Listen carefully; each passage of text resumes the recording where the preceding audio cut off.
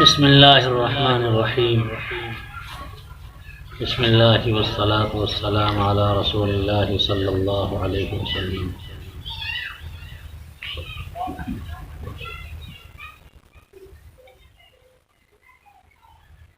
دیکھیے، جیسا کہ یہ بارہا بات کہی جاتی رہتی ہے کہ تعلیم اور پڑھائی کے ساتھ ساتھ میں آپ سب کی بہت ساری چیزوں کے تعلق سے بھی ذہن سازی ہونی چاہیے، عزائم، ارادے کہ ہم پڑھ لکھ کر کے آگے ہمیں کیا کرنا ہے اور کیوں پڑھ رہے ہیں، اس کا مقصد کیا ہے۔ کہیں ایسا تو نہیں ہے کہ پڑھ لکھ کر کے اچھی پڑھائی کر کے اچھی صلاحیت اچھی قابلیت پیدا کر کے اور پھر اچھا کمانے کا ارادہ ہو، اچھا کھانے کا ارادہ ہو، اچھا گھر بنانے کا ارادہ ہو، اچھا بیت الخلا بنانے کا ارادہ ہو، بہت ساری چیزیں ہیں۔ تو یہ بڑی گھٹیا سوچ ہے، یہ بہت بولتے ہی نہیں، بہت گھٹیا سوچ ہے۔ عزائم بلند ہونی چاہیے۔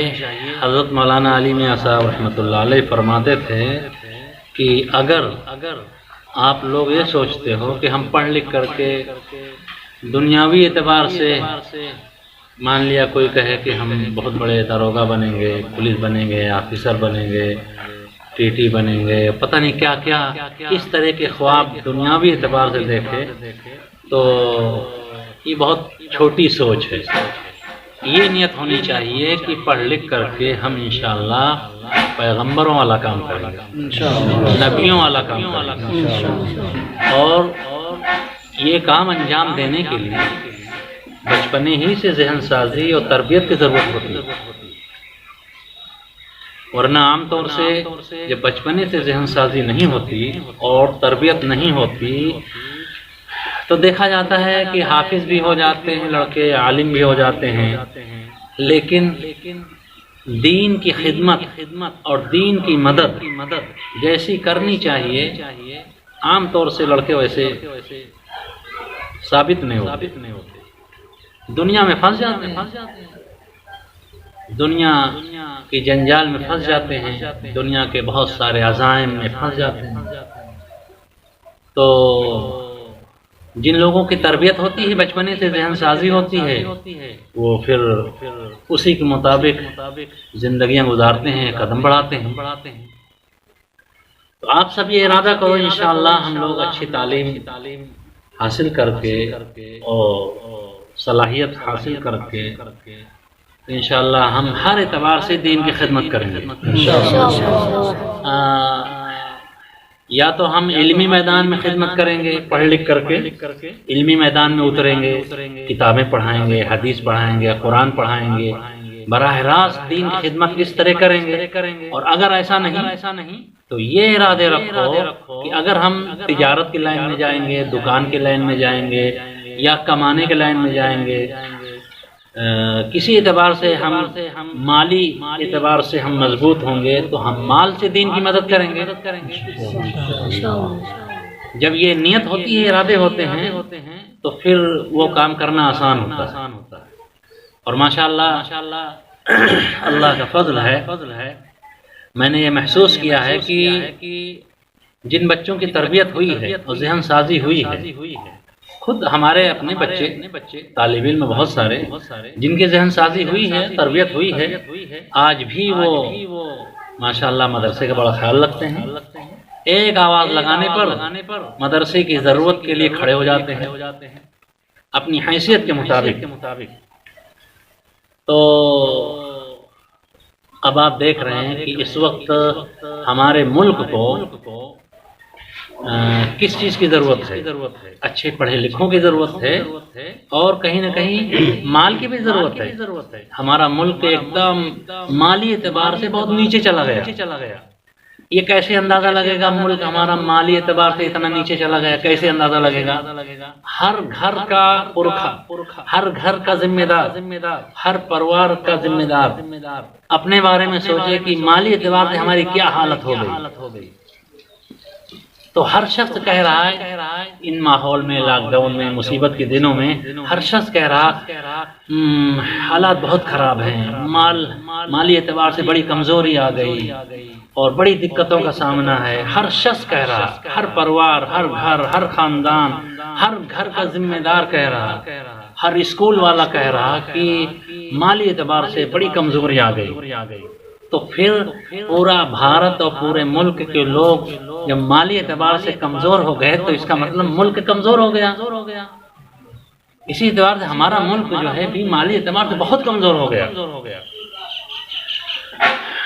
تو ہم ایسا نہیں کہ کوئی کام ایک بارگی کریں گے، ایک بارگی اور بہت بڑا قدم اٹھا سکتے ہیں۔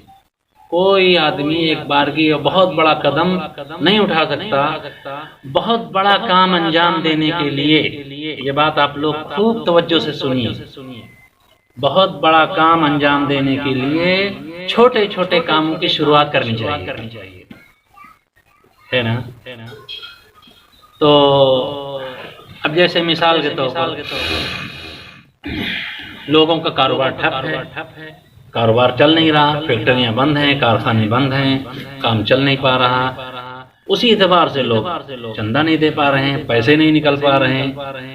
اسی اعتبار سے جو آدمی پہلے 10,000 چندہ دے سکتا تھا وہ آج جو ہو سکتا ہے کہ 5,000 2,000 مشکل ہو جائے اس کے لیے۔